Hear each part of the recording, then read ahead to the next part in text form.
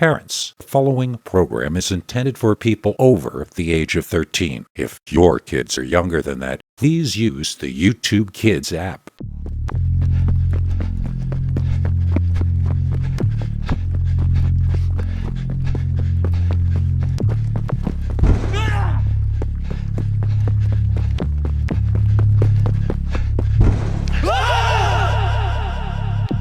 Peter Bernard's Scary Stories for Adults.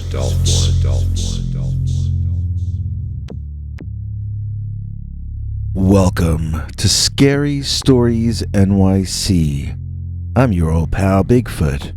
Today is the first sunny day we've had in some time around here, so I've decided to stay inside and wait for the weather to become inclement again. There's usually not much business for us mythical monster-type creatures when it's sunny out. Of course, there are some exceptions to that rule, such as this story we're about to tell you. We think it's just as scary as a tale taking place at 3 a.m., even though we call this one Dogman in the broad daylight. Dear Scary Stories NYC, this story happened last year when I was dating this crazy European model we can call Inga. She was driving me from New York City to somewhere in Pennsylvania, and she kept getting lost due to her old, outdated GPS system. My phone had better GPS on it, and once she figured that out, she became very demanding and forced me to shout out directions to her. At some point, her engine overheated on this highway in Pennsylvania somewhere, and she pulled off the highway onto the side of the road by some trees. Soon she was shouting stuff at some operator on some speakerphone somewhere, and apparently someone was dispatched to come fix whatever had happened to her vehicle. Since I'm a lifelong New Yorker, I don't know how to drive and wouldn't be able to tell you what was wrong with her chariot. All I remember was that she thought it was my fault somehow. I hadn't given her the directions clearly enough, so that had caused her car to overheat. Something like that, close enough. She was lecturing me partially in English and partially in European, and I was zoning out watching the leaves on the trees blowing in the wind. Then, I noticed a number of them moving in unison, as though they had been pushed by something large. "There's a man in there," I said, and Inga went on yammering nonstop. "There's a man in those woods," I said, trying to put more alarm in my voice this time. "There's a very tall man." I cut short what I was saying and stared as the very tall man emerged from behind the trees and revealed himself to be very, very tall indeed. On the other hand, he also revealed himself to be something very other than a man. Oh, this guy stood up on his hind legs like a human, but the resemblance ended there. I must have been staring at it for 30 seconds or longer, and it stared right back at me that entire time. Inga never stopped fussing and swearing. I hadn't been listening to her when she got in my face, angrily shouting at me and asking, "Have you been listening to a single word I've been saying?" I moved her head out of my way so that I could return to staring at the very tall, hairy man.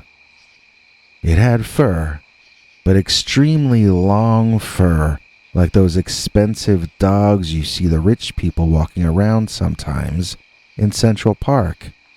It was a bright, reddish-yellow-colored fur and quite striking. You could see that it stood bipedally, but it was difficult to make out the exact body shape due to the large amounts of long, wavy fur. It was almost as though he wore clothing, the way the hair and its constant movement around him altered his body shape to whatever it seemed to want it to be. The one unmistakable part of the creature or man or whatever it was had to be the face or the head up on top. It was as though a golden retriever had gone bad. I mean to say, imagine a golden retriever dog, an orange dog, very large, long, luxuriant fur. Now, imagine it larger. Imagine it maxed out in every way. And imagine the kind expression of a golden retriever replaced with the hateful glare of an unrepentant serial killer. Inga, finally seeing what I was seeing, began screaming like a complete lunatic. I mean, she was freaking out. I was too, but she was flipping out loudly and all over the place. This agitated the dog, I would say, and it charged the car, for some reason choosing my passenger side window to slam its face directly against, baring its fangs and gnawing at the glass. It barked and growled and emitted these pathetic squealing sounds. So desperate was it to get in at me in that car. Its eyes rolled back into its head, and the dog-headed man-thing appeared to be in a complete frenzy. He was still behaving more rationally than Inga, but he was in a terrifying frenzy, and I felt certain I was about to depart this mortal coil. This animal's teeth were literally as long as my entire head. I knew this was the end, and I cried in a gasping, shocked way. Inga leaned on the car horn, and the dogman ran over to her side of the car. I went to check to see if my car door was locked, and I accidentally opened it up. That entire time, the dogman had been an inch from my face. That door between us had been unlocked. I saw spots around the sides of my vision, which was about to go black. I knew I was passing out from shock, but I knew I had to close my car door before I could lock it. I had to swing it open a bit more to gain momentum, then slam it shut as hard as I could. I had to do it right away, while the monster was on the other side of the car. I took a deep breath and opened the door, then slammed it shut. I wasn't sure if I had done it hard enough, but when I pressed the lock button, it sounded like the door had been locked. At that point, consciousness began to blacken out for me, and I passed out of this world for a while. When I woke up, Inga was screaming in 3 languages at the car repair service, or whoever she had called. The dogman didn't seem to be there, but Inga hadn't calmed down any. I wondered how long I had been out, but I knew better than to ask her. I looked down at my hands, and there, between my legs on the seat, was my cell phone. The entire time the creature was right next to me, I hadn't thought to try to snap off even one single shot. I hadn't tried to get a photo of the thing, not even to leave some evidence about what had done me in, if I had failed to survive the encounter. I looked around the woods, wondering if the creature was still nearby, wondering if I might get another chance to take a photo of it. I knew it might still be checking us out, but it would be more likely from a safer distance now that help had arrived. I knew I had blown my chance. I've had a recurring dream since that day. I dream that I'm with that crazy shouting European model, and she's driving too fast and not listening to my directions. Her fancy car overheats. Then we pull over onto Dogman's front lawn. He comes out to say hi in his inimitable manner, and I'm ready, armed with my cell phone in hand. I take clear, well-lit, full frontal shots of the creature as it charges the car. I take perfect, bright, full color photos of the Dogman's angry face, its exposed fangs, its bloodshot, insane eyes. I get photos of the insides of a Dogman's mouth so detailed they probably contain DNA in them. And then, as we're driving to the TV station to be interviewed by George Knapp about my incredible, unprecedented Dogman photos, that's when I wake up. Then I return to the real world where I don't possess the instincts of a photojournalist, where I don't think ahead, where I panicked and acted like a coward. This reality, where instead of presenting my story to the nation on Coast to Coast, I'm emailing it in to Scary Stories NYC instead. No offense. They say it's better to regret something you have done than to regret something you haven't, and I know this to be true. Why did I not take photos of the Dogman? Even if they came out as blurry as blob squatches, at least I might have had some proof of my story. And maybe one or more of them might have come out clear and in focus. Think of how the world might have been changed if only in that moment I hadn't thought of myself and I had thought of the future. If I had thought of others or thought of science instead of thinking of my own safety or panicking, the entire world might be really different today. Each one of us is given a chance to effect great change in our lives. Some of us are handed these opportunities over and over, while others of us only get one single chance.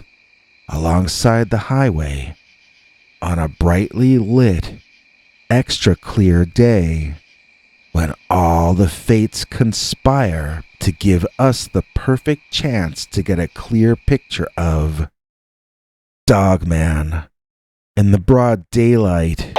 Don't go anywhere. We've got another Dogman story for you now. This one doesn't take place during the daytime, but it does happen in a place we usually associate with fun, the county fair. But what happens when young newlyweds wander into the newly weeds just outside the fairgrounds might be described as a bit unfair in this all-new story we call Dogman at the county fairgrounds. Dear Scary Stories NYC, this is a story that happened to me and my wife in the first year of our marriage. It's a story she's forbidden me to tell for years, citing concern that we'd get sued for smearing or slandering someone's business. After I proved to her that the fair this happened at has been closed down for years, she relented. I'm still not supposed to tell you exactly where it took place, but I'll try to describe everything in as much detail as I can so that you can get as clear a picture of what happened as possible. Once upon a time, there was a traveling fair that would hit our area in the late summer and early autumn. This was when my wife, who we can call Martha, and I lived in the country. Well, it was the edge of the suburbs, but it felt like the country to the two of us, since we had each grown up in two different, fairly large eastern cities. I think our first home together being located so far from a metropolitan area added to our mutual patience for each other. We were both going through so many experiences for the first time, both together and separately. It melded us into a team early on, and we've mainly stayed in that kind of headspace for the entirety of our marriage, at least so far. Knock on wood. That would be all I would need to suddenly have marriage drama after so long a time. At any rate, we've long since moved back to the city, but I'm glad our first home was out by the spooky old forest. When we first moved to that place, the old man who had built it himself was there to show us around. He kinda made it clear he intended to check up on the place and make sure we were taking care of it well, which creeped my wife out. She doesn't like being spied on even to this day. She has tape over her computer's camera, and she won't even join most social media. So she really didn't like the idea of the former owner showing up at random times to pass judgment on her housekeeping abilities, especially since she and I were both driving to different towns to work full-time jobs in that era. The house was centrally located, but we knew that eventually we'd have to get employment in the same town and move again to a more permanent home. This place was temporary lodging to us, and we didn't want to be lectured about it. Nevertheless, the former owner wasn't such a bad guy, and he seemed to mean well. He never really criticized us, and he did offer to help out. He would warn us both about the old man of the mountain. That's what he called him. We would both ask him what he meant by that. Who is the old man of the mountain? He would just turn and stare at us with these crazy and intense eyes. I felt like he thought we were crazy, or that our question was crazy. His stare made me feel guilty, as though he were saying that I already knew the answer to the question I was asking. I really didn't, though. There was another neighbor who spoke to us one time about the former owner. She told us he believed in Bigfoot, so we all figured that the old man of the mountain must have been his way to refer to Bigfoot. We asked the neighbor if she believed in Sasquatch, and she laughed, but then just kinda stared off for a while. I noticed she never answered the question with a yes or a no. I don't suppose it matters either way, though, since this isn't a story about Bigfoot. This is a story about the Dogman. So, the fair came through town, and we were both very excited. It was within walking distance, and it felt like instead of us having to drive hours in each direction to get somewhere, finally the world was driving a long distance to hang out near us. It felt very special. That was before we went. We would live there another 3 years, but never attend the fair ever again. And I'll tell you exactly why. Martha and I went on the Ferris wheel. We went on all the rides. They had everything except a full-scale roller coaster, and we went on some of the rides twice.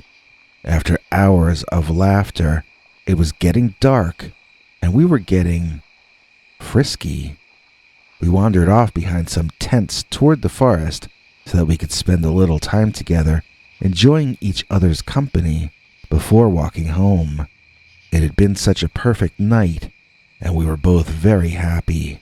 Martha leaned against a tree, and I leaned against Martha.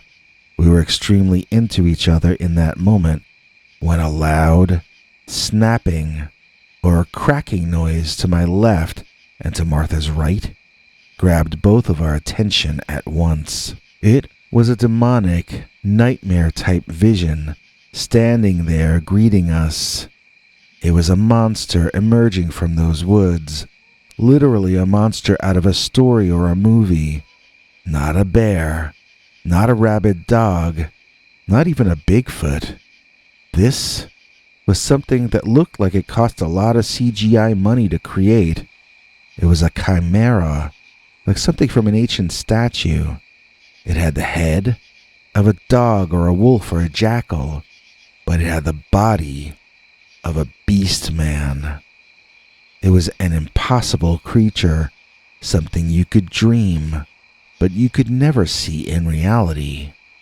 And the most inconvenient part about this all was that the impossible creature seemed to, impossibly, be seeing us as clearly as we were seeing it. The Dogman shifted quickly into some sort of lowered down, angry-looking attack mode. It looked like it was ready to defend should we attack. I was pretty sure I didn't want to attack, but I looked for Martha to see what she wanted to do. I couldn't find her at first. Then I realized that was because Martha had already run away from there. I followed her, and unfortunately for both of us, The Dogman followed me. This thing's arms were so long that I could see them at points over my head as it reached out to grab me while we ran. I remember slipping on mud and falling face first into it. We were right behind the tents at that point, and I couldn't see my wife or anyone else there.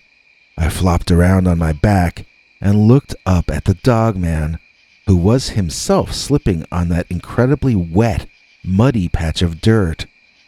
Seizing my opportunity, I got up on all fours and began scrambling away from the monster, trying to hug the back of the tent there, hoping I could eventually find the entrance to the tent and escape the monster that way.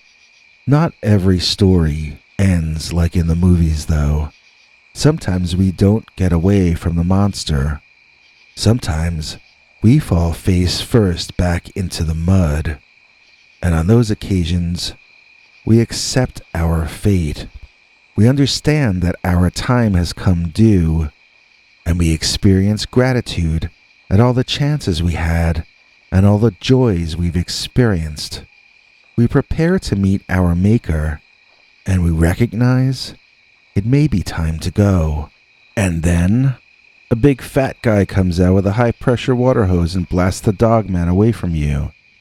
I watched as the bored-looking middle-aged man watered the Dogman down and heard it whimpering like a cocker spaniel as it ran off.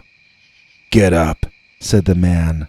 Before I understood he was talking to me, he began blasting me with the same hose he had blasted the Dogman with. He didn't just clean the mud off me, he launched most of it over into the next county. I tried to ask him questions, but he ignored me and walked away. Martha was so happy to see me safe, I soon forgot about the man. But I was safe.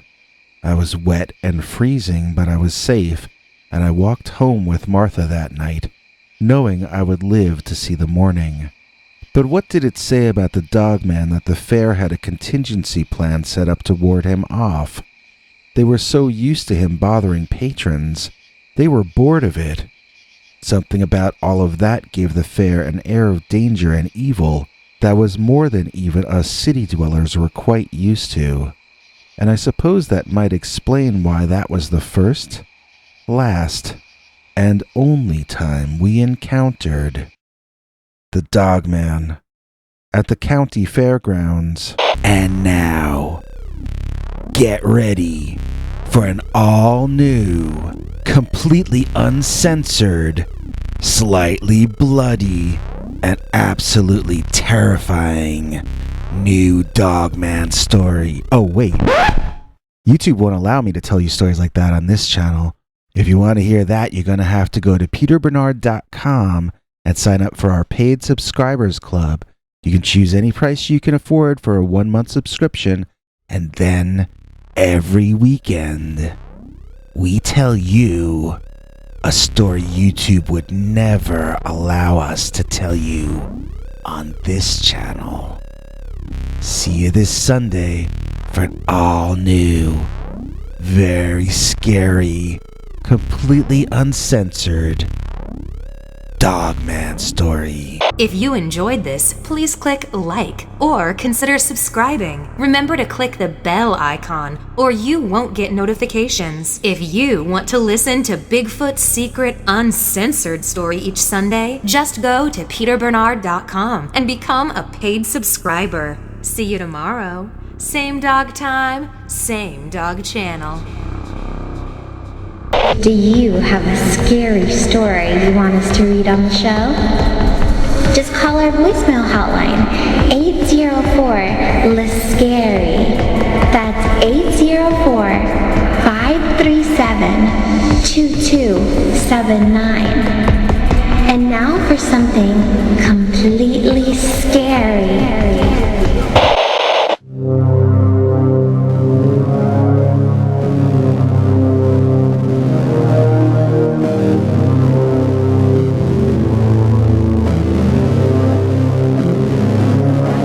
Come back for more scary stories.